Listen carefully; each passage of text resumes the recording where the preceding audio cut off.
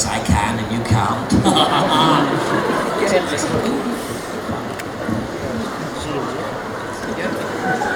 Hello, hang on. I've got to get back. Do you need a hand? No. There we are. I'm going to there you are. No, hang on. That way. Okay. Far away. Yeah, let's start with a trick question. In the middle of the 1980s, I know that you and Timothy Dalton were on stage together. Yeah. And you both said it was hard to find a long-term job.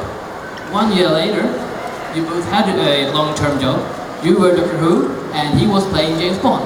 Yes. Was that like a coincidence or a strategy?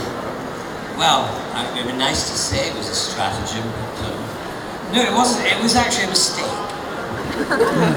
See, what happened was that 2 letters arrived at the theatre, and they all got mixed up. I should have had the James Bond one, and he should have had the Doctor Who one, because Doctor Who up until then was generally an Englishman.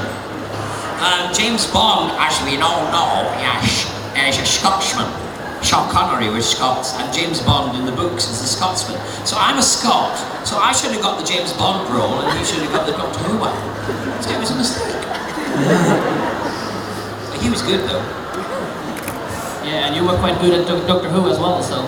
Yeah, you can take out the quite in that sentence.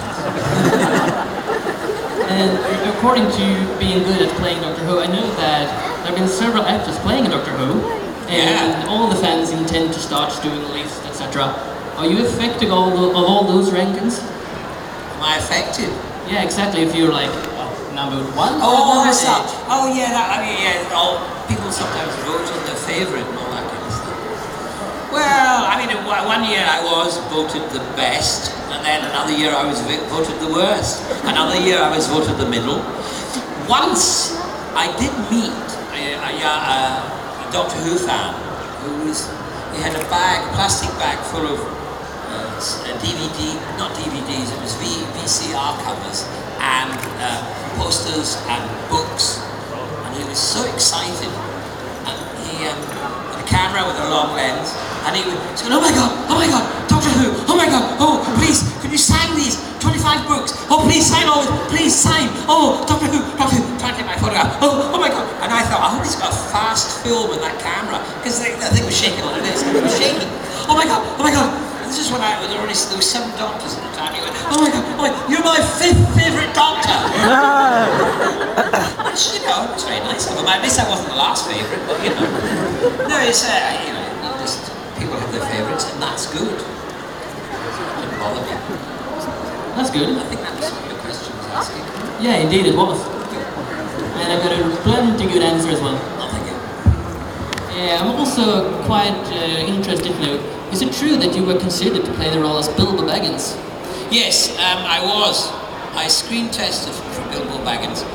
And what happens is, about 10 actors go along and they film them, and then they sent them out to New Zealand, and then eventually they came back and said, well, these are the dates of the filming.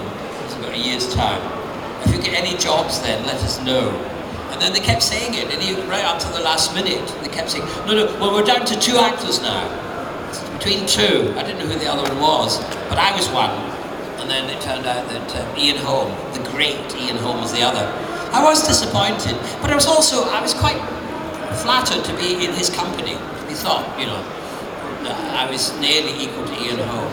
And it just went, if he couldn't have done it, I would have got it.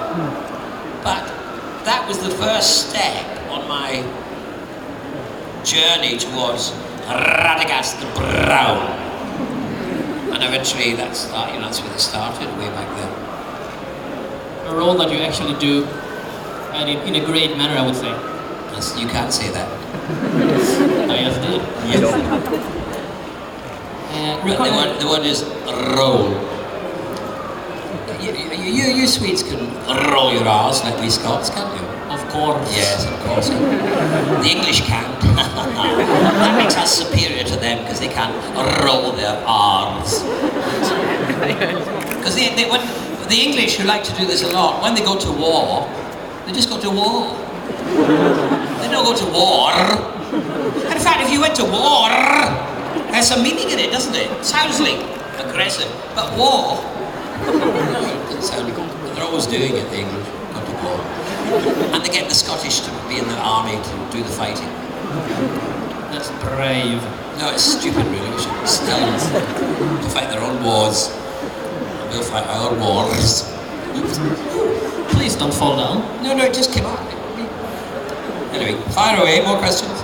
Yeah, and her, before you became an actor, you were actually thought of becoming a priest or a monk. No, I was going to be a pope. I was after the pope. Yeah. Recently, you just got a new pope. I told my agent to, to sit by the phone because you never know. I thought the Vatican might phone any minute now. Because in the Roman Catholic Church, I believe that any male Catholic can become the pope. You don't have to be a priest or, as such. But those are the distant rules that they've forgotten about. But I'm no longer, I'm a retired Catholic. But no, I did train to be a priest when I was very young. I think in a way it was because it was the most theatrical thing that happened in my small town. When I went to church, there was this guy on the stage. He had great costumes, and good music, and people just sit and listen to him. I thought, wow, that's a job I want. And here I am. Terrible costume, but anyway, that's not by the way. So I wanted to be a priest, and then, in fact, I wanted to be an actor. I didn't know it then.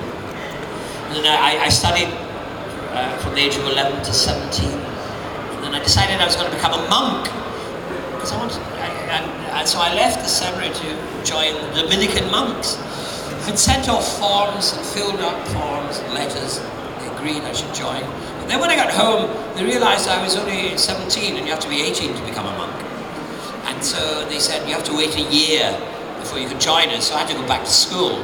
And as luck would have it, where I lived in Dunoon, Argyll, Scotland, the only school was called Dunoon Grammar School, and it was a mixed sex school. So I went to this mixed sex school, and suddenly, after a very short time, realized that I actually didn't want to wear a skirt. I just wanted to chase it instead. So I gave up all thought of becoming a priest or a pope. Yeah. Luckily I wasn't a Lutheran, otherwise I'd have carried on, because you're allowed to marry in the Lutheran church. A ridiculous thing in the Catholic church. I actually think that you did a quite excellent choice becoming an actor instead. Oh, thank you. And I know before being this big actor that you are of today, you went for a roadshow. A roadshow? Exactly, a roadshow. And I know that when you played in some small town, you were actually paid to quit playing. Oh yes, no, we used to do working men's clubs, which are very particular kind of clubs. And there's not many of them around now. There's not very many of them around now. We played working men's clubs, and some nights it would go down great. Then the next night you go around the corner to another one and they'd hate you. And at one time they did actually offer Bob Hoskins, myself, and a few others £5 if we wouldn't go on and do any more. That's the answer to your question. That's a great answer, I would say. And how come you changed your name? Because I know that you were born as Percy James Patrick Kent Smith. Yeah. I was, and when I became an actor, I called myself Ken Smith. But I only got this job with the Ken Campbell Roadshow, with a guy called Ken Campbell, who was this comic genius. And I suggested after we'd worked in a circus for a while, that we should use our circus skills and turn them into a show. And he said, okay, I will turn it into a show about a stuntman. And that was me, and I learned to bang nails up my nose, explode bombs in my chest, have bricks broken in my chest, mentally combust cotton wool, escape from mailbags, take a potato, throw it up in the air and hit it, and it would split into 1,000 pieces. And I did all sorts of stunts. And we wanted to give the character a name, and Ken named him Sylvester McCoy. Sylvester after a song. Have you heard about the big strong man who lives in a caravan? Have you heard about the Jeffrey Johnson fight? When that great big American beat the white, you can bring all the heavyweights you got, cause we got a little man to beat the lot. He plays the organ in the belfry, and he wants to fight Jack Dempsey. That's my brother, Sylvester. What's he got? He's got a row of 40 medals on his chest, big chest, explored all the after Guineas vest. He knows no rest. Big of the arm, strong on the punch, hellfire, son of a gun. Don't push, just shout, plenty of room for thee. He's on an arm, as big as the leg, a lady's leg, and a